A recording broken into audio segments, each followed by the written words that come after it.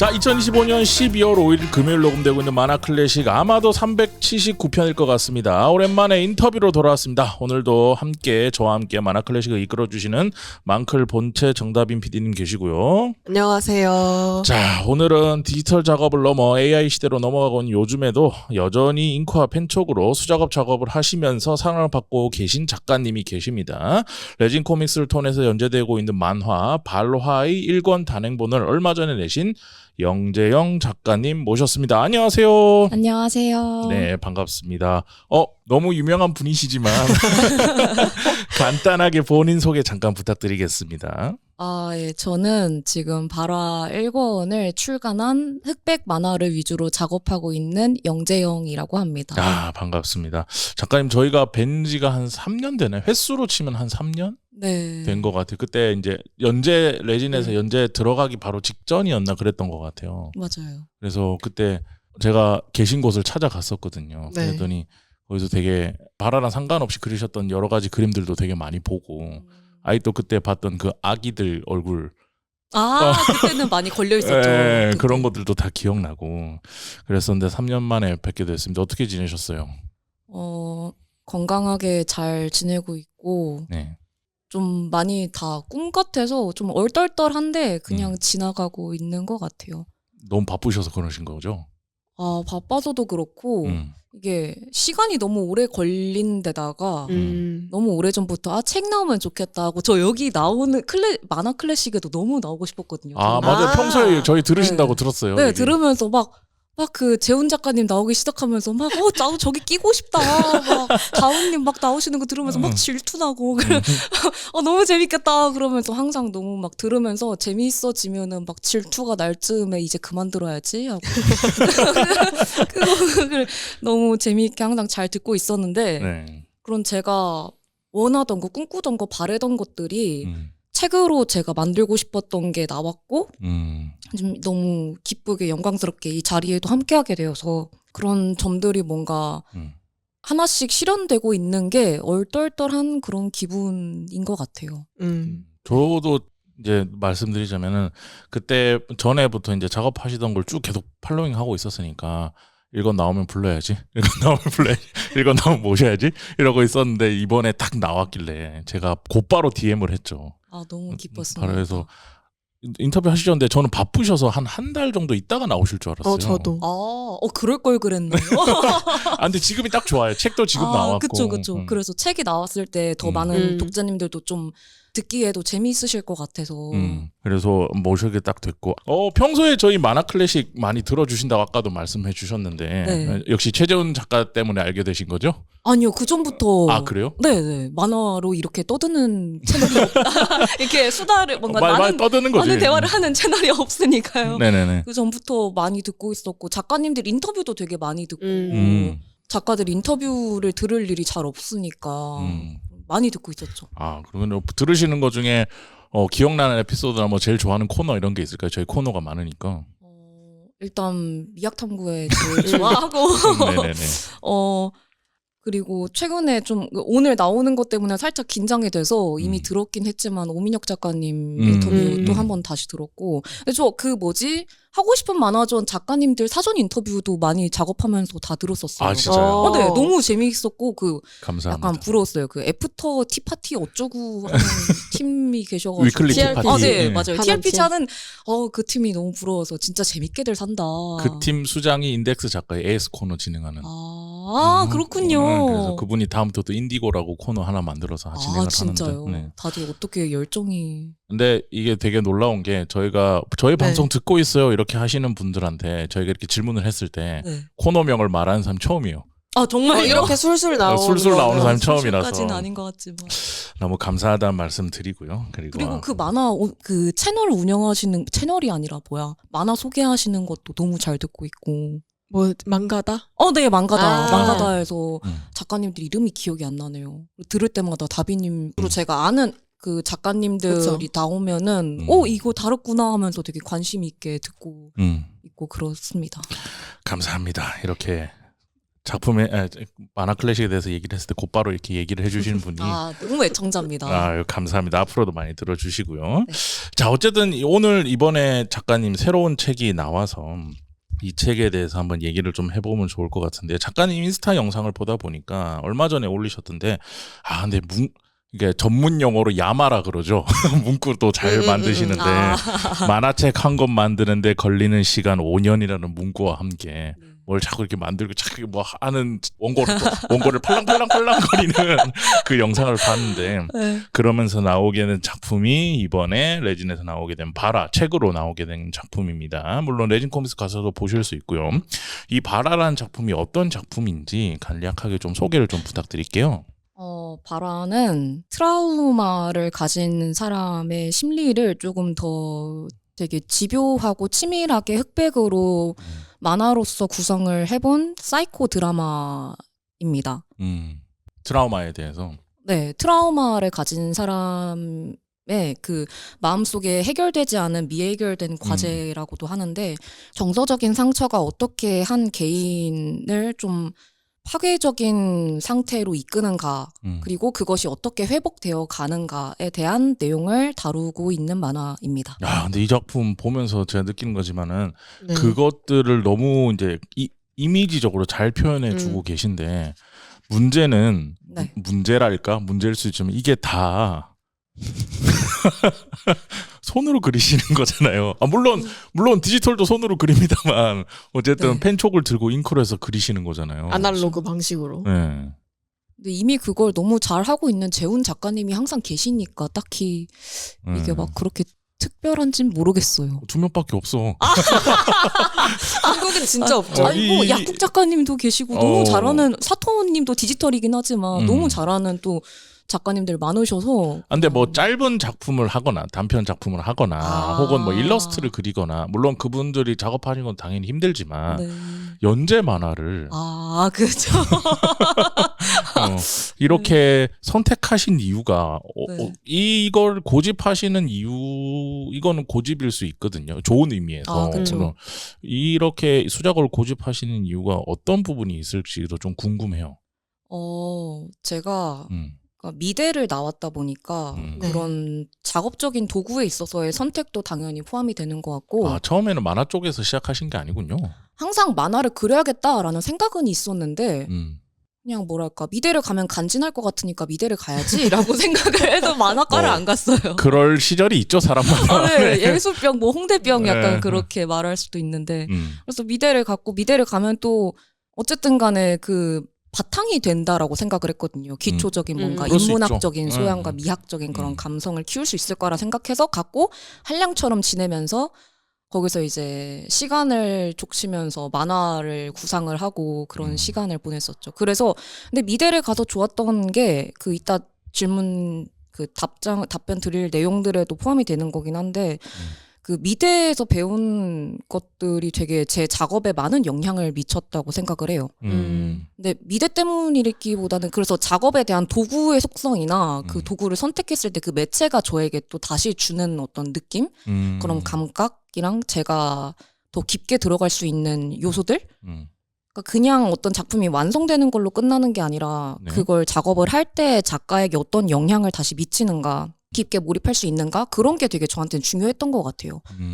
그래서 작업을 이렇게 수작업으로 하고 있는 것 같습니다. 그래서 미대에서 아무래도 나는 만화를 그려야지라고 생각하다 보니까는 수작업으로 할 수 있는 도구들에서 집중해서 먼저 시작하게 됐고. 아니요, 그렇진 않았어요. 먼저 데뷔를 해야겠으니까 흑백으로 만화를 하긴 했거든요. 2차 창작으로 막 흑백으로 그때 바라에 약간 프로토타입이 되는 애들을 동인지로 막 만들고 있었어요. 2차 창작으로. 그래서 그런 흑역사가 있었는데. 그 왜 흑역사예요? 자랑스럽게 생각을 해야겠다. 저의 배격사. 역사가 있었다. 네, 역사가 있었는데. 그러니까 2차 판과는 그것이 맞지 않는 감성이더라고요.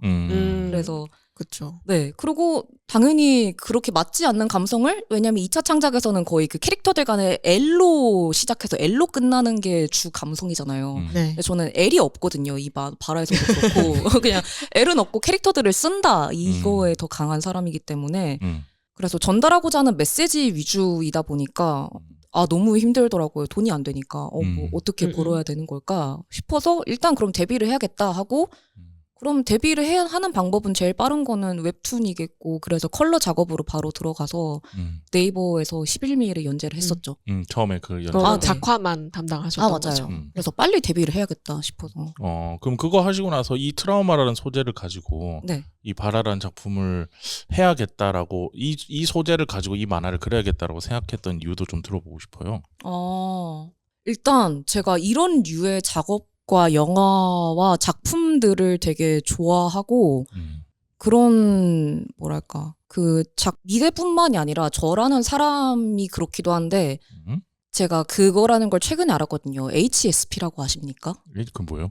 잘 모르. Highly Sensitive Person이라고. 예민도 검사 이런 네. 거죠. 이걸 고민감 개인이라고도 하는데 편하게 말하자면 그냥 많이 예민한 사람 그런 거에 속해가지고 되게 그 수치가 높아요. 예를 들면 특성 중에 어떤 게 있냐면 뭐 어떤 작은 충격에 되게 소스라치게 놀라고 그래서 제 작업실에 있는데도 제가 항상 누가 지나가면 되게 놀라서 고라니처럼 소리를 지르거든요. 되게 네. 높은 편인 거네. 되게 높아요. 그래서 그냥 제가 설거지하고 있다가 누가 오면은 인기척을 저는 못 느끼고 있었어서 으악 하면서 소리 지르면서 놀라고 다들 되게 깜짝깜짝 또 놀래요. 그래서 미안해 하면서 오늘 소리를 내면 안 되겠다.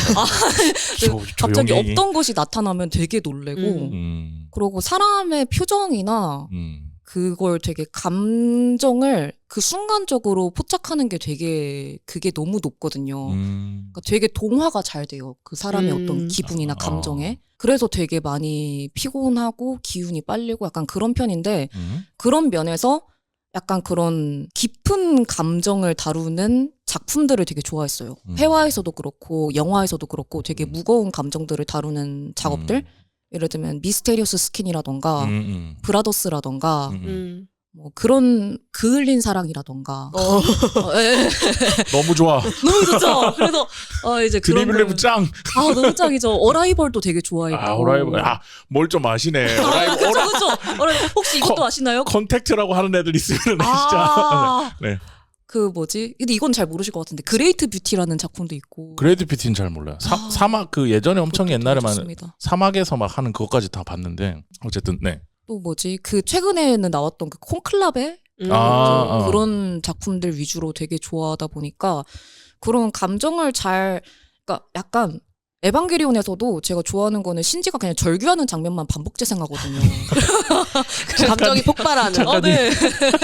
약간 헤비메탈 듣듯이 오케이. 되게 속이 긁힌다 이러면서 너무 좋아 이러면서 그래서 그런 뭔가 치밀하게 막 맞닿고 팍 터지는 감정들을 좋아해서 그런 감정들을 다루는 작품들 위주로 보다 보니까 소설도 폭풍의 언덕 되게 좋아하고 그래서 그런 만화에서는 언더 더 로즈이고 그래서 그런 류의 작품들을 보면서 꿈을 꿔왔거든요. 나도 이런 걸 하겠어. 나랑 내가 느꼈던 그 행복감이 그런 어떤 감정의 되게 비극적인 카타르시스에서 나는 행복감을 느끼는구나. 그래서 좀 그런 감정들을 잘 끌어서 모아다가 나도 이렇게 보여주고 싶다라는 그 열망이 중고등학생 때부터 항상 있었어. 왜 그런지는 모르고 그냥 이유를 잘 모르고 만들어 왔다가 지금쯤 돼서 계속 만화를 하면서 이제 좀 파악하게 된 것 같아요. 그럴 때도 있죠, 사람이. 맞아요. 그래서 그러면 결국에는 그런 장면 그리고 싶어서. 그쵸. 약간 여기서는 무영이랑 이내가 셋이서 미술관에서 뭐죠? 머리카락 있는 양쪽 펼친 페이지로 네. 나오는. 야, 그거 어떻게 그리는 거지, 도대체? 그래서 그 페이지를 최대한 그리고 싶었어가지고 요 장면들을 달려왔다라고 볼 수가 있죠. 그거랑 요 페이지가 이 권의 핵심이지 않나 저거. 네네네. 네, 핵심인 게 한 3가지 정도 있었죠. 그래서 그런 장면들을 꿈꾸면서 계속 그린 것 같아요. 그럼 이 바라를 봐주시는 분들은 이제 독자들은 자기가 보는 게 자기 마음이긴 하지만 그거를 기다리면서 그런 장면들이 나올 때까지 기다리면서 딱 보다가 그런 장면에서 카타르시스를 느끼면 작가님이 원하시는 바대로 제일 좋은 느낌인 걸까요? 그쵸. 너무 기쁠 것 같아요. 언젠가 한번 따로 모셔서 에반게리온에 대해서 한번 얘기를 해봐도 재밌을 것 같은데. 네, 알겠습니다. 네, 그리고 이제 단행본이 나왔으니까 책 관련된 얘기도 조금 드리고 싶은데, 이 발화라는 작품이 지금 레진 코믹스라는 웹툰을 전문으로 하는 플랫폼에서 주간으로 연재가 되고 있지만, 이제 사전부터 레진이랑 계약을 하시기 전부터 단행본 출간을 좀 염두에 두고 작업을 하셨던 작품이잖아요. 그래서 그게 이제 웹툰을 볼 때나 또 단행본으로 이번에 받아봤을 때 확실하게 그게 좀 느껴졌던 것 같은데, 그래서 작가님께서 이 작품을 만드실 때 어떤 스토리텔링적인 부분 이외에 이거를 책, 출판물이라는 형식으로 만들기 위해서 조금 집중하셨던 부분이 있을 것 같은데, 그런 부분이 책의 어떤 부분에 좀 녹아 들어가 있을지가 궁금합니다. 일단 만화를 만들 때 저는 웹툰을 절대 신경 쓰지 않고서 만들고 있거든요. 웹 형식을. 네, 웹 형식 전혀 신경 안 쓰고 출판만을 생각을 해서 출판에 최적합한 상태로 콘티를 제작해서 만들고, 그래서 막 책을 위해서의 어떤 뭔가 특별한 그거는 좀 잘 모르겠는데, 오히려 네. 여긴 거군요. 원래 어차피 나는 이 길을 향해서 간다기 때문에 맞아요. 오히려 이것만을 바라보고 있어서 웹툰은 살짝 맞아요. 약간 그래서 웹툰이 약간 생각하기를 즉흥적이라는 생각을 많이 하거든요. 그 다 완성되고 나서 그제서야 자 이제 웹툰 시작하자 하면서 좀 모드가 전환이 돼서 약간 재즈한 느낌으로 만드는 것 같아요. 되게. 편집을 그런 느낌으로 하시는구나. 네. 그래서 뭔가 이제는 또 제 편집을 해주시는 네. 어시스턴트 분이 너무 잘해주셔가지고 그분에게 거의 일임하듯이 하고 있긴 한데, 제가 기존에 하던 방식을 잘 이렇게 따라 해주셔가지고 그래서 그런 방식으로 하고 있고, 책으로 좀 더 중점적으로 뭔가 신경 써서 만드는 점이 있다면은 그 페이지별에 재훈 작가님에게서 배운 네. 가르침 덕분에 아마 다들 아실 것 같은데 많이 들으시거나 아니면 진행하시는. 최준 작가 수업 들으셨어요? 들었죠. 저 주원 들었어요. 2020년에 한 번 들었고, 언제지? 두 번 들었어요. 또 네. 최재훈이구나. 2014년도에 한 번 들었고, 그 7년 뒤에 한 번 더 들었어요. 7년 뒤에 오. 들으면서 이제 발화를 만들러 갔었죠. 근데 생각해보니까 작가님을 작가업실에서 처음 뵌 게 아니고 최준 작가 전시에서 처음 뵀었다. 맞아요. 그때 뵀어요. 최준 작가가 너브였나 그 공포 맞아요. 가지고 책 네네네. 노란 색깔 책 냈을 365일. 네. 그거 책 냈을 때 무슨 약간 워크숍 같은 거를 하루짜리 미니로 한다길래 맞아요. 제가 평소에 최재훈 작가 그 표를 만나고 내가 들으러 가겠다 그러면 절대 오지 말라고 하거든요, 저보고. 정말요? 네. 남의 장사하는데 와서 오빠 외박 놓지 마. 약간 그런 느낌으로 왜 오는 거야? 막 이런 느낌이에요. 그래서 그래가지고 그럼 항상 못 오게 하니까 그럼 이건 미니라도 한번 가봐야겠다. 그래서 갔을 때 처음 뵀었죠. 맞아요. 그때 같이 그림도 그리고 그랬었는데 기억이 나네요. 어쨌든 그래서 돌아와서 최준 작가의 수업을 들었고, 네. 들으면서 그 얘기를 하시잖아요. 미학 탐구에 들으시는 분들도 다 아시겠지만 그 페이지별 속에 그 넘김 이전에 그 페이지가 펼쳤을 때 딱 어떤 느낌을 담고 있느냐, 그리고 그것이 넘겼을 때 어떤 흐름을 가지거나 뭔가 어떤 강조되는 페이지를 위해 그 이전에 좀 더 자잘한 흐름이 있다거나 그런 리듬감에 대해서 저는 많이 배웠었거든요. 네. 중요하죠. 그래서, 되게 중요하죠. 결국 그래서 만화는 리듬이 엄청 중요하니까. 맞아요. 그래서 그 한 권 그리고 한 화 분량 안에서의 그 흐름감에 대해서 되게 좀 집중해서 만드는 것 같기는 해요.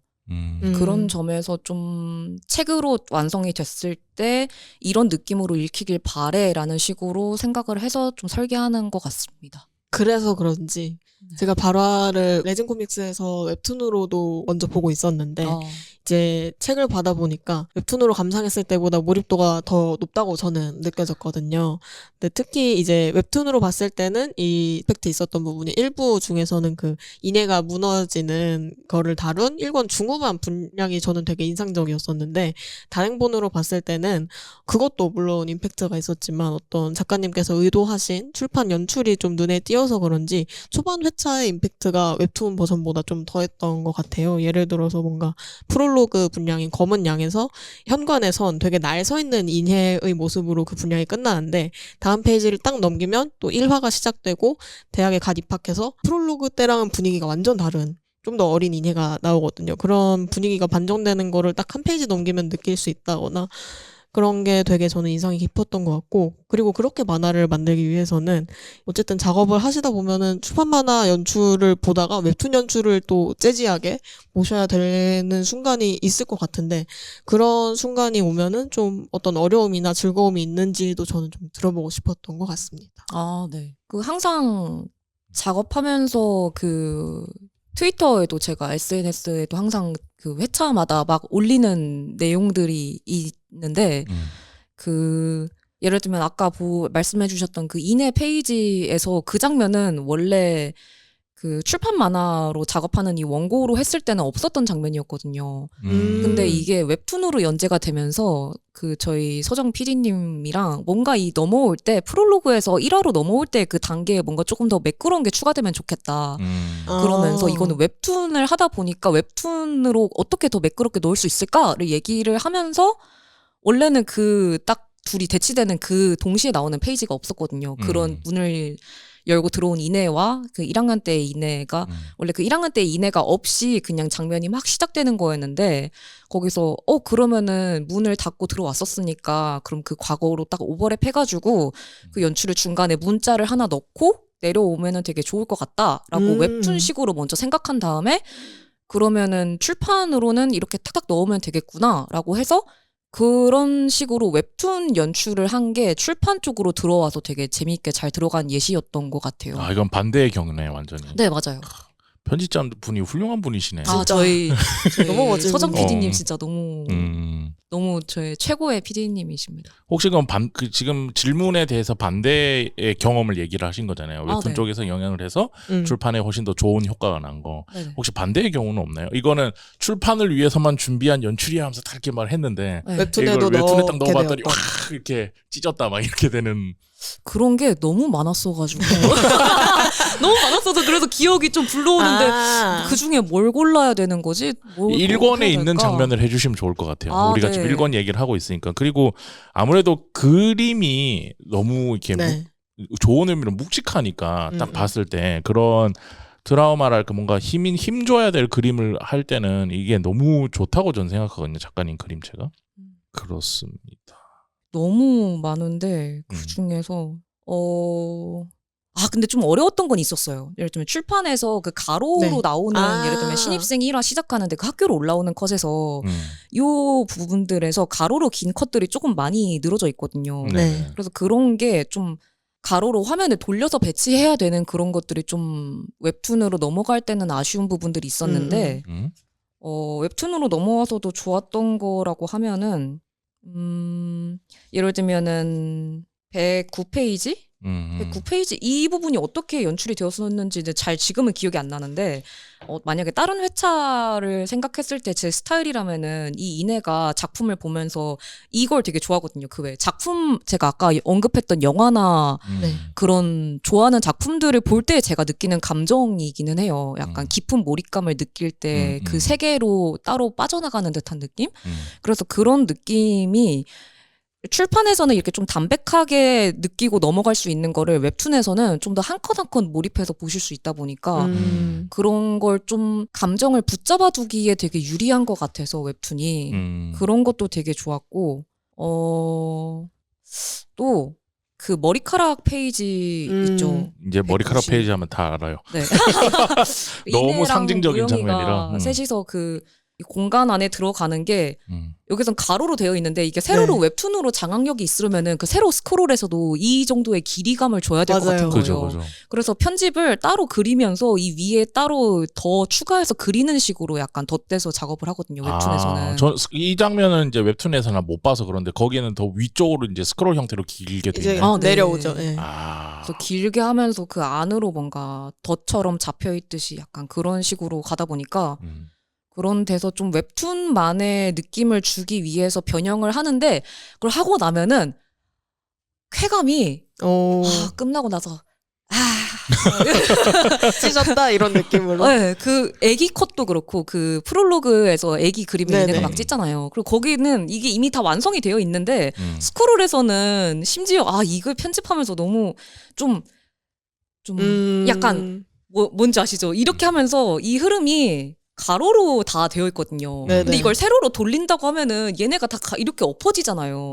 그래서 이거는 말이 안 되는 흐름인데 싶어서 하나하나 다 떼다가 다시 배치하셨죠. 네, 재배치를 네. 했었거든요. 유리 깨진 것처럼. 그래서 근데 너무 놀라운 게 양쪽의 그 리듬감이랄까 양쪽에서 추구해야 될 미학을 정확히 이해하고 계신 것 같아서 그러니까요. 네. 그쵸. 너무 근데 멋있다. 아 그렇군요. 감사합니다. 그리고 웹툰이 조금 더 쉬워요.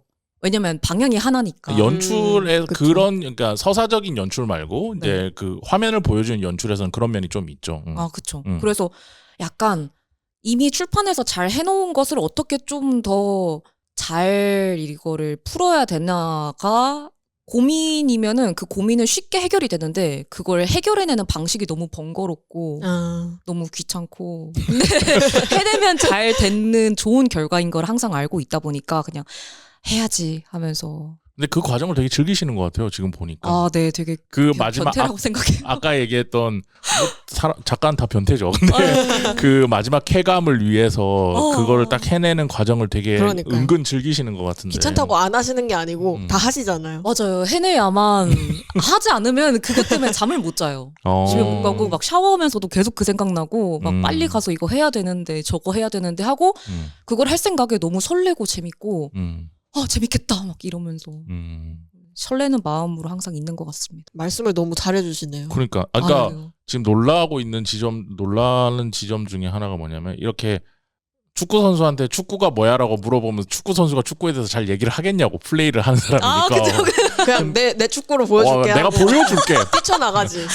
메시한테 드리블을 어떻게 하는 거야 하면 메시가 그걸 어떻게 설명해요. 그냥 되는 건데 약간 이런 느낌이. 근데 작가분들 만나면 다들 이제 뭐 재능이나 이런 것 당연히 노력도 하시지만 그냥 노력해서 고민해 보니까 이렇게 하니까 재화처럼 되어 있는 경우가 되게 많아요. 되던데 이런 식으로 얘기를 많이 해서 인터뷰할 때 애를 많이 먹거든요. 아 그렇군요. 근데 작가님은 딱 얘기하면은 뭐 이제 그림이나 이런 거는 더할 나위 없이 내가 이런 생각을 해서 이게 이렇게 돼서 이렇게 됐다라는 걸 딱 설명을 해주니까 너무 좋아요. 그 재훈 작가님 통해서 좀 많이 훈련이 된 것 같아요. 재훈 작가님 말씀하시는 거 들을 때마다 너무 경이롭게 보기도 하고 그냥 뭐지 너무 재밌잖아요. 그죠? 그래서 너무 똘똘한 표정이신데. 아 그렇구나. 그래서 표정 잘 읽으신다면서 제가 지금 무슨 표정이에요? 아 그러네요. 근데 저는 인정하지 않아서 제가 너무 존경하는 스승님이기 때문에. 네. 아 저도 최재훈 작가 말하는 거 보고 있으면 경이로울 때가 많아요. 그리고 되게 많이 배우고 얘기를 하는 저희 거. 안에서 리스펙 엄청 합니다. 그쵸. 네. 그리고 그거에 더해서 좀 약간 친밀감이 있기 때문에 나오는 그런. 그쵸. 약간 네. 그래서 부럽습니다. 그것마저도. 아 나도 저렇게 지겨울 만큼 옆에서 듣고 싶다. 그런. 아니에요. 저는 되게 아직도 많이 배우고 있습니다. 그래서 재훈 작가님이 얘기를 들으면서 재훈 작가님이 하는 얘기를 습득해서 그분의 언어를 좀 제 것으로 변형해서 말하게 되는 방식도 있는 것 같고 그리고 제가 쓰는 글 보면은 재훈 작가님이 했던 말을 제 식으로 변주해서 말한다고 느낄 때가 되게 많아요. 그래서 그것도 있고 인주 작가님 수업을 들은 것도 되게 도움이 많이 됐고 인주 작가님이나 재훈 작가님도 그렇고 그 두 분을 만나기 전에는 저도 좀 약간 그냥 체화해서 그냥 하면 뭐 어떻게 설명해? 해. 왜 못해? 될 때까지 해. 약간 이런 편이었는데 그 두 분의 방식을 보고서는 아 작가가 자신의 작업을 언어로 되게 잘 다듬어서 설명하는 게 정말 중요하구나라는 걸 많이 배우게 된 것 같아요. 특히 만화는 그게 가능해요. 음. 왜냐하면 이건 솔직히 얘기하자면 만화는 설계가 다 있잖아요. 그쵸. 그러니까 이걸 왜 이렇게 썼고 이걸 왜 이렇게 써서 여기서 어떤 시그널을 보내고 어떤 기호고 이거는 이게 작가가 만약에 자기 의도가 있으면 모든 걸 다 의도하면서 만들 수 있기 때문에 설계도가 내 머릿속에는 있는 거거든. 그게 이제 정확히 있으면 설명을 원래는 다 할 수 있긴 해요. 그런 지점이 있습니다. 안 그래도 그러다 보니까는 다비님께서 궁금하셨던 지점이기도 한데 그 어디서 영향받았다 이런 것들을 되게 많이 쓰시더라고요. 맞아요. 그 SNS도 그렇고 발화 1권 맨 뒷페이지 같은 데서도 다 명기를 해놓으시잖아요.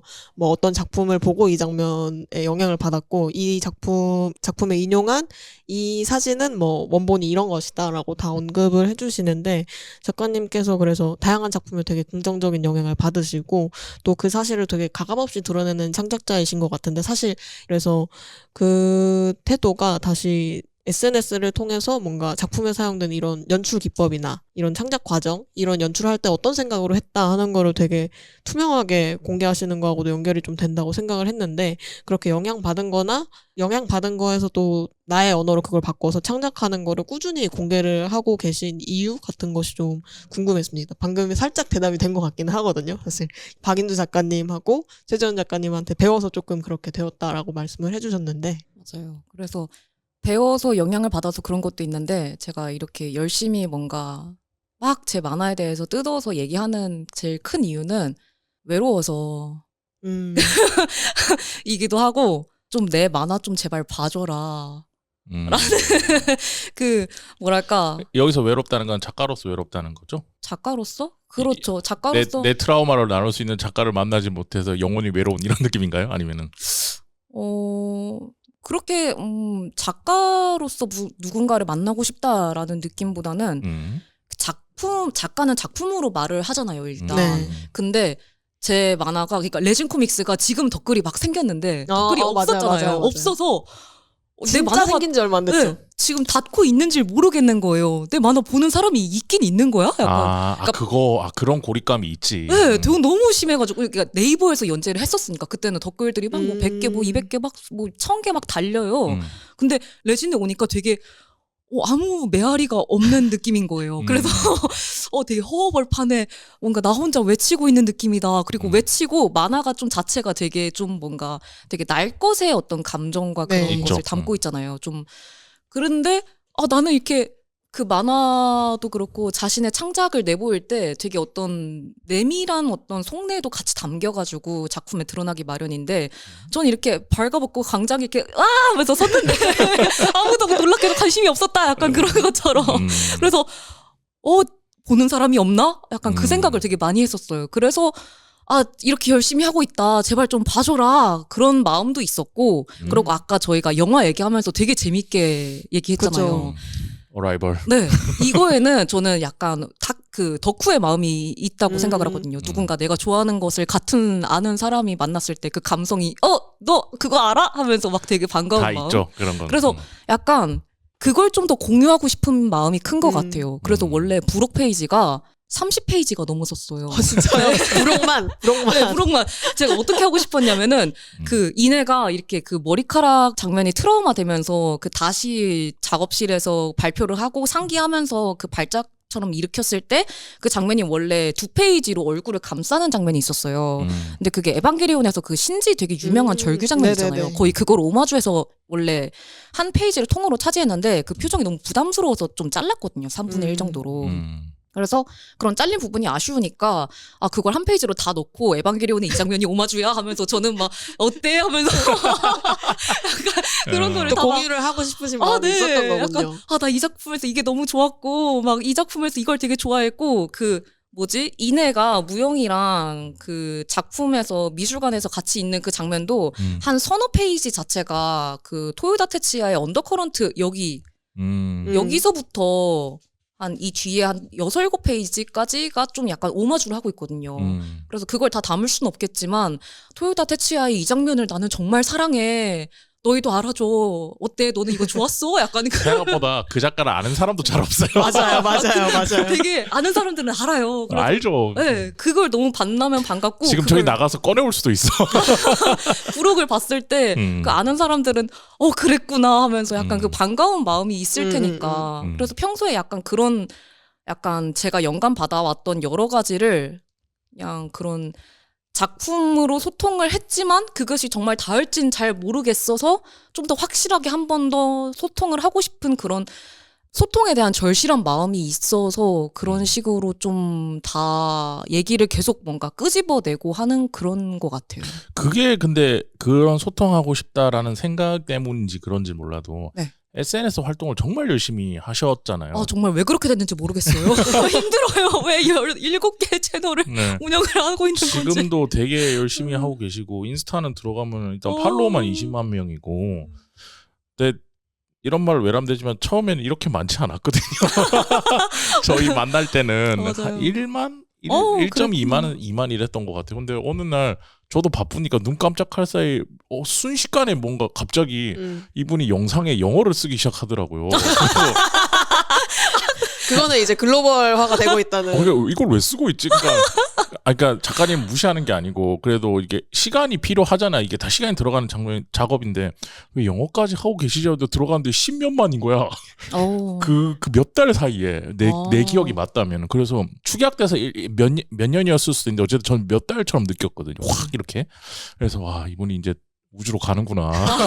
가고 계시죠. 전혀. 네. 그렇게 했는데 그것도 넘어서 또 유튜브도 해가지고 또 유튜브에서도 라이브도 계속 하고 이렇게 하시더라고요. 그리고 라이브 하면서도 요즘은 그냥 라이브만 하는 작가들은 많은데 또 그리다가 자기 쉴 때 댓글 읽어주고 막 이러면서 계속 소통을 하고 계시더라고요. 이런 맞아요. 것도 혹시 아까 말씀하셨던 뭔가 작품을 쑥 이렇게 보여줬고 나는 말을 걸었는데 댓글이라든지 뭔가 메아리가 더 이상 나한테 뭔가 다 말을 걸어오는 사람이 없는 것 같은 공허함, 허허벌판에 서 있는 그런 느낌 때문에 시작을 하신 건지 어떤 다른 이유가 있는지 이게 좀 어떻게 보면 되게 부지런한데 이거 원고하면서 이게 수작업 원고하면서 이거 이렇게 되나라는 생각이 들 정도로 하시더라고요. 이 부분에도 이렇게 좀 집요하신 이유가 뭔지도 좀 궁금합니다. 그러게요. 왜 그렇게 되었나 저도 좀 생각을 아득하다. 일단 유튜브를 하고 있는 제일 큰 이유는 그 라이브를 켜는 제일 큰 이유는 그거예요. 그냥 이제 감시를 받아야 작업을 잘 해서. 그건 뭐 누구나 다 그렇죠. 네. 작가들. 그래서 하는 게 제일 크죠, 라이브는. 나 그걸 원래도 그래서 방 제목이 라이브 처음 할 때 이 만화가를 감시하세요. 뭐 약간 이런 거였거든요. 콜로세움에다가 빨리 많은 시청자를 많은 시청자가 아니고 한두 명 그때 그래서 한두 명이던 때가 한 1년 정도 그렇게 갔던 것 같아요. 근데 뭐 오면은 보고 아니면 말고 나는 내 작업을 하는 누군가가 있으면은 작업을 계속 하겠지라고 생각해서 그걸 켜기 시작했고 그냥 습관이 되어서 계속 유지하는 형태로 가고 있는 것 같아요. SNS는요? SNS는 어떤 걸 되게 열심히 열심히요. 그래서 놀라운 최재현보다 많이 하는데? 라는 생각. 요즘은 최재현 작가님이 너무 바빠서. 그렇죠. 이게 더 이상 그렇게까지 SNS 열심히 하지 않아도 되시는 작가님이시기 때문에 너무나. 그럴 수도 있지만 이제 너무 바빠서 못하는 것 같은데 예전엔 정말 그분도 집요하게 올렸거든요. 근데 영재현 작가님이 더 집요하게 올리는 거예요. 그래서 이것도 재훈 작가님 수업에서 많이 혼났었죠. 재훈 작가님이 SNS 하라고 혼나셨나요? 올리라고 왜 안 올리냐고 한 5개 막 6개 매일마다 올리라고 왜 안 올리냐고. 저도 좀 약간 안 올리고 완벽해지거나 좀 약간 더 감추는 게 많았는데 작가님들이 그런 분들이 되게 훨씬 많으시죠. 되게 완벽주의나 뭔가 좀 더 돼야 될 거 그런 걸 올려야 되는데 근데 제가 그걸 되게 많이 들었어요. 인스타 브랜딩 수업 아니면 기획 수업 그런 걸 많이 들었다 보니까 SNS에서도 그렇고 재훈 작가님이 말씀하시는 그 태도가 뭔지를 알겠는 거예요. 자꾸 나를 드러내고 보이고 해야지만 그 왜 연예인들도 그러잖아요. 그냥 그렇죠. 처음에 봤을 때는 생소해서 제가 누구야 했는데 점점 예뻐지는 게 카메라 마사지 받는다고도 하는 게 많이 보이다 보니까 정드는 거지. 네, 정들고 애정이 가고 그래서 그런 것처럼 어떻게든지 내가 부족하거나 좀 진행 중인 모습이더라도 그걸 계속 보여야 되는구나. 근데 그 보여야 될 때 너무 일기 같으면 또 안 되더라고요. 너무 일기나 낙서나 그냥 내 하루 기록 이런 느낌이 아니라 작가로서의 그 포지션과 자신의 정체성을 유지한 채로 가야 되더라고요. 그래서 그런 식으로 좀 계속 올리는 노력을 꾸준히 하고 있죠. 최재훈 작가가 저한테 그런 얘기를 한 적이 있어요. 들으셨는지 모르겠지만 자기가 가르쳤던 모든 학생 중에서 영재형이라는 사람이 최고다. 저도 들었어요. 너무 행복해. 라는 얘기를 해서 최고의 작가님이라고 생각보다 많이 샤라웃을 하고 다니세요. 정말요? 그게 최고의 너무 작가라는 거가 그 자기가 가르쳤던 사람들 중에서 제일 그러니까 자기가 말했던 것들을 잘 따라와 준다는 의미도 있는 것 같아서 이번에 맞아요. 얘기를 하시는 걸 들어보니까는 정말 그런 것 같다라는 생각이 좀 듭니다. 저 거의 추종자죠. 약간 어느 정도였냐면은 재훈 작가님이 어시스턴트 같은 걸 너무 하고 싶었었거든요. 그럴 수 있죠. 네, 그러면서 네. 그냥 재훈 작가님이 완성하시는 작업에 제가 기여했다는 것이 저의 행복이면 좋겠다는 생각을 하면서 그거면 나는 작업 안 해도 돼라는 생각을 했었어요. 약간 그랬었죠. 빨리 꿈에서 깨어나서 다행입니다. 본인 작업을 그쵸. 또 하시는 게 그쵸. 베스트니까. 서로 그쵸. 각자 갈 길 가야지. 그래서 다행히도 재훈 작가님이 그 약간 하면서 아니요 아니, 너 뭐, 네 거 해야지 약간 이런 추정은 할 수 있지. 추정은 할 수 있고 롤모델로 삼을 수 있지만 각자 자기 거 해야지. 그쵸. 맞아요. 또 작업하면서 저도 제 것을 해야 가는 게 맞구나라는 걸 또 느끼게 됐고. 좋습니다. 자, 이번에 바라 1권이 어쨌든 이렇게 단행본이 오랫동안 작업한 게 나왔는데 처음 딱 받아봤을 때 좀 느낌이 어떠셨을지 소감을 들어보고 싶어요. 아, 이 정도면 울었을 것 같은데 오열하면서. 그러니까 너무 오래 걸리기도 했고. 너무 오래 걸려서 그냥 좀 애틋한 마음이 있었고 울었던 음. 거는 레진에 오픈했을 때 울었었어요. 그 아. 연재를 시작했을 맞아요. 때. 그 준비 과정도 진짜 길었었잖아요. 맞아요. 네. 너무 길었죠. 너무 길었고 제가 모든 곳에서 다 이렇게 까이고 나서 그 탈락의 고베이를 마시면서 이제 정말 안 되는 건가라고 생각하고 있을 때 내가 이 작업을 해온 게 틀렸나 보다라는 생각을 했었어요. 그 즈음에 레진에서 연락이 이렇게 답장이 오셔가지고 계약을 하면서 그렇게 됐던 거라 연재할 때가 제일 벅찼고 이게 나오고 나서는 반갑고 기쁘고 그 생각이 들어요. 지금도 그렇고 이러고 있다가 뭔가 이제 핸드폰 알람이 울려서 잠에서 깨어났다. 약간 꿈이었다. 네, 꿈이었다. 이제 오늘 바라 아직 연재가 안 됐다. 아니면 뭐 이제 바라 또 그래도 만들러 가야 한다. 그렇게 일어나면은 그때 일어나서 또 만들러 가야지. 약간 그런 마음의 준비를 좀 하고 있는 것 같아요. 항상 이거 언제든지 꾸밀 수 있다. 그런. 저는 한국에서 한국 사람들이 성격이 급하잖아요. 다들 그쵸. 너무 급한 사람들이다 보니까는 좀 작가가 이제 본인이 가고자 하는 방향이 명확하고 그리고 보여주고자 하는 것이 명확하고 내가 그것을 즐길 수 있는 게 명확한 상태에서 그러니까 무조건 그래서 어떻게 된 건데 그래서 어떻게 된 건데 스토리만 막 이렇게 팔로잉 하는 게 아니고 이 작가는 그럼 이런 맛을 이렇게 보여주기 위해서 이 정도 정성이 필요하고 이 정도 공이 들어가고 그러다 보니까 수작업을 하고 시간이 좀 걸린다면 기꺼이 기다릴 수 있어라는 문화가 좀 생겨야 된다고 생각하거든요. 맞아요. 그런 의미에서 이 바라라고 하는 작업이 의미를 가지고 있다라고 생각은 하지만 그래도 물어봐야죠. 이건 언제 나와요? 이거 작가님이 아실까요? 제가 조금 더 1권이 나왔으니까 박차를 가해서 조금 한 내년 3월이나 4월에 그 즈음에 또 2부 웹툰이 휴재를 할 예정. 서정 PD님은 지금 만약에 들으시면 그랬어? 약간 이러면서 또잉 하실 것 같긴 한데 그럴 예정이라서 그 휴재를 할 즈음에 독자님들이 기다리시는 동안 보면 좋지 않을까라고 생각을 했었는데 2권이 여름이 주로 나오거든요. 지승이라는 친구랑 이내가 같이 네네. 여름이라는 계절을 지나고 있어서 그래서 그러면 7월쯤이 좋겠다라고 희망을. 네, 얼마 안 걸리네요. 그래요? 얼마 안 걸리는구나. 애도의 장인 생각하면서 모르죠. 애도의 장인이란 만화가 있어요. 네. 그 사람이 애도 시대 때 거를 하나하나 조사를 다 해가지고 뭐 무늬까지 하나하나 다 해서 그린다고 한 건 나오는데 몇 년 걸리는 이런 사람이 있거든요. 근데 저는 그 정도도 기다릴 수 있어요. 만약 그 정도로 집요하게 그쵸. 파면은. 그거는 그래서 이제 그리는 것보다 취재가 더 문제니까. 저는 한 2, 3년 있다가 나올 줄 알고 물어봤는데 2권이요? 네. 근데 영정 작가님 이건 분량 원고는 이미 다 완성을 하시는 상태니까. 그렇죠. 뭐 그러면 상권이 문제구나. 알겠습니다. 근데 작가님 이거 작업하시면서도 또 다른 작가님들랑 소통을 하시는 일도 하고 계세요. 만화 창작소 가시깃털 둥지라는 네. 것도 운영하고 있더라고. 이곳은 어떤 곳입니까? 이것은 만화, 웹툰, 웹소설, 일러스트레이터 그리고 순수 미술 하는 여러 명의 예술 관련된 시각 미술 혹은 뭔가 다양한 매체를 작업하는 창작자들이 모여서 작업하는 공간입니다. 어쩌다가 이걸 운영하시게 되신 거예요?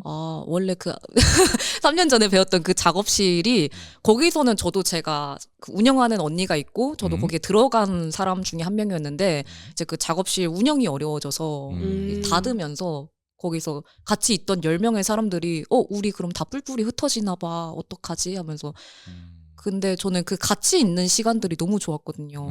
그래서 그러면 내가 만들게 해서 추진력이 너무 좋으신데요. 근데 이게 제가 혼자서 했다기보다 가족의 도움이 있었기 때문에 그런 공간을 만들 수 있었죠. 내가 만들게 해서 만드는 기분이 뭔지 난 너무 잘 알아요. 그래서 저도 약간 숙연한 마음으로 눈을 봐주셨어요. 아무도 안 하거든. 그래서 너무 하시는 것마다 좀 경이롭게 보고 있긴 해요. 알겠습니다. 감사합니다. 거기도 근데 가끔씩 그 인원 충원이랄까요? 용어가 네. 적절한지 모르겠지만 사람 나가면 또 받고 이렇게 하더라고요. 맞아요. 그래서 최근에도 얼마 전에도 또 새로운 분 구한다고 이렇게 아. 여성 작가님들 받으시는 거죠? 아, 그게? 네. 알겠습니다. 혹시나 작업실 관련해서 궁금하신 자기가 작업실을 찾고 있거나 진짜 잘해놨거든.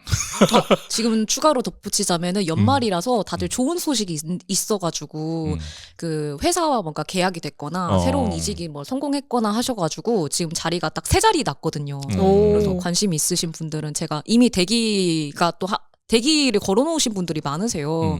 그분들에게 또 연락을 드리고 있긴 한데 혹시나 관심이 있으신 청취자분이 계시면은 링크 하나만 줘요. 저희 이 방송 이 에피소드 거기 공지사항에. 네. 왜냐면 난 들어가고 싶더라고. 너무 잘해놨어. 어디를 가시려고? 아니 이 작업실. 근데 와보신 적은 없으시죠? 그러니까 이게 처음 오픈할 때 제가 다 팔로잉 하고 있으니까 오픈할 때 사진 쫙 올리셨잖아요. 아, 맞아요. 우드로 탁 해가지고 나무로 탁 해서 다 공간 다 분리돼 있고 이렇게 돼 있더라고. 그래서 아씨 부럽다라고 생각을 했었는데 링크 하나 주시면은 네. 여기 올려두도록 하겠습니다. 자 감사합니다. 그리고 이제 거의 끝나가는데 이제 요 얘기를 좀 해야 됩니다. 저희가 영재현 작가님 1권 나왔네. 이제 바로 모셔야겠다고 DM을 보냈더니 작가님이 바로 오케이를 하셔서 근데 레진이 우리 근처에 있잖아. 우리 사무실 근처에 라는 생각이 있어서 레진 쪽에다 바로 연락을 했더니 레진 쪽에서 저희가 영재현 작가랑 인터뷰를 하기로 확정을 했다. 책을 좀 후원해라. 라고 얘기했더니 레진에서 저희가 레진을 하고 싶으면 안 하자 할 때도 레진 좀 후원을 해줬었거든요. 그래서 프로모션을 같이 했었거든요. 그래서 얘기를 했더니 좋다. 오시는 날 와서 저희가 책을 드리겠다. 라고 하는 거예요. 그래서 제가 바로 작가님한테 무릎 꿇고 공손한 표정으로 표정을 중요하게 생각하시니까 DM을 보내서 DM으로 어떻게 표정이 나와요? 그 말투에 다 느껴지지. 그래서 거기다가 이거 사인 좀 해주시면 안 되냐라고 했더니 작가님이 아까 오셔서 바로 이제 사인을 해주셔서 결국 하고 싶은 말은 뭐냐? 이 에피소드 영재영 작가님 나오신 이 에피소드에 댓글을 달아주시면은 그분들한테 추첨을 통해서 3분에게 저희가 영재영 작가님 사인이 들어있는 발화 1권을 보내드리도록 하겠습니다. 댓글의 내용은 작가님이 많이 외로우셨기 때문에 작가님을 추종하는 내용이 있을 때 좀 더 점수를 높게 치는 걸로 하겠고요. 아니죠. 작품을 읽은 티를 많이 내주셔야죠. 그쵸. 아니 이미 읽었는데 책을 읽은 거에 대한 감상. 읽은 거 좋습니다. 아니면 그 웹툰도 그렇고. 웹툰으로도 있으니까. 웹툰 내용을 얘기해 주셔도 좋고. 근데 너무 스포가 되게 하면 안 되고 감상을 얘기하셔야 됩니다. 거기서 발화에 대해서 영재영 작가님 작품에 대해서 얘기를 해주시면은 저희가 3분을 추첨을 해서 그분들한테 이 레진에서 협찬해주신 3권의 책을 보내드리도록 하겠습니다. 오늘 나오셨는데 말을 너무 잘하셔가지고 그러니까요. 약간 멍 때리면서 듣게 되는 지점이 좀 있네요. 그래요. 다행이네요. 자주 나와주세요. 그래도 되나요? 저는 좋아요. 작가님 일정만 되시면. 그러게요. 네. 그리고 궁금한 게 있어. 요즘 뭐 단편 이런 건 안 하시나요? 지금 제가 연재라는 태산이 존재하기 때문에. 뭐 그건 내 할 바 아니지. 그건 작가님 사정이고. 저는 단편을 잘 못하. 저희 사이드비 열려 있거든요. 단편. 잘 만들어 주시면 저희가 하만전에서 잘 팔아볼 수 있는데. 혹시나 관심 있으신지 방송 끝나고 우리 밥 먹으면서 또 한번 얘기해 보도록 하고요. 원래 이렇게 하나씩 걸어두는 겁니다. 기획자들은. 자, 오늘 이렇게 항상 저희 만화 클래식 들어주고 계시고 그리고 만화계 좀 독특한 작품이죠. 발화라는 작품을 연재를 해주시고 지금 1권이 나왔는데 이 작품을 봐주시는 분들과 그리고 만화 클래식을 청취해주시는 분들한테 마지막으로 한 말씀 좀 부탁드리겠습니다. 들으시는 분들이랑 저를 좋아해 주시는 분들이 좀 지망생이나 좀 작가분들이 많을 거라고 생각을 해요. 근데 그 작가님들도 그렇고 약간 그런 갈증들이 있으신 것 같더라고요. 지금 좀 더 나다운 것을 하고 싶다? 그리고 약간 그걸 많이 물어보세요. 약간 저한테도 그런 걸 바라시고 저처럼 되려면 어떻게 해야 되냐라고 그런 얘기들을 많이 물어보시고 이런 작업을 어떻게 했냐 그런 질문들을 하시는 것에 있어서는 저는 그게 밑바탕이 된다고 생각을 했거든요. 좀 더 모든 사람이 할 수 있지 않는 나만이 할 수 있는 것을 어떻게 해내는지에 대한 궁금증이 있다라고 생각을 했어요. 그리고 그게 창작자들의 제일 마음에 깊이 있는 태도일 거라고 생각을 하고요.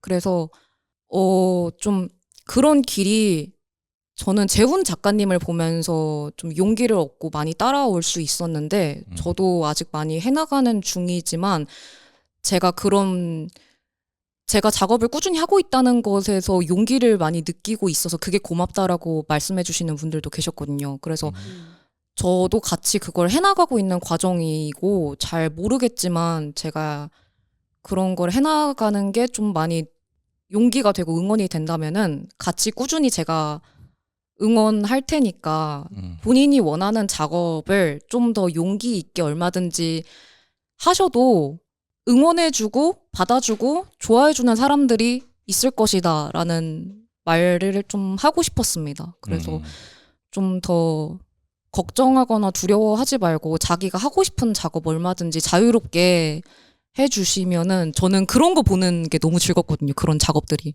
그래서 그런 작업들 많이 만들어 주셨으면 합니다. 최재훈 작가 표를 만날 교실 홍보 멘트 잘 들었고요. 답은 그러네요. 최재훈을 찾아가라라는 거였습니다. 거기 치열하지 않나요 이제? 바쁘셔서 그러니까요. 수업을 못 열고 계시다고 하더라고요. 자, 오늘 이렇게 짧은 시간이게나마 영재영 작가님을 모시고 얘기를 해봤는데요. 저희도 3년 만에 이분 모셔야겠다고 생각했는데 오랜만에 모셔서 되게 좋았고, 그리고 이 발화 같은 작품 조금은 기다리더라도 이렇게 한 권 한 권 나왔을 때마다 작가가 지향점이 뭔지 명확하고, 그리고 내가 그것을 즐길 준비가 되어 있고, 그래서 기다릴 수 있는 작가들이 좀 더 많아졌으면 하는 바람을 담아서 작가님 작업을 응원하고요. 그리고 앞으로도 다양한 만화들로 보여주시고 유튜브도 가끔 들어가서 또 실시간 라이브 댓글 달겠습니다. 감사합니다. 가끔씩 밤에 새벽에 누워있으면 하고 계시면은 댓글 달고 읽어줄 때까지 기다리고 있다가 감시구나. 읽어주면 나오고 이러거든요. 알겠습니다. 다음 기회에 또 모시도록 하고요. 오늘 인터뷰는 여기까지 하도록 하겠습니다. 이벤트 많이 참여해 주시고요. 작가님 감사합니다. 감사합니다. 감사합니다.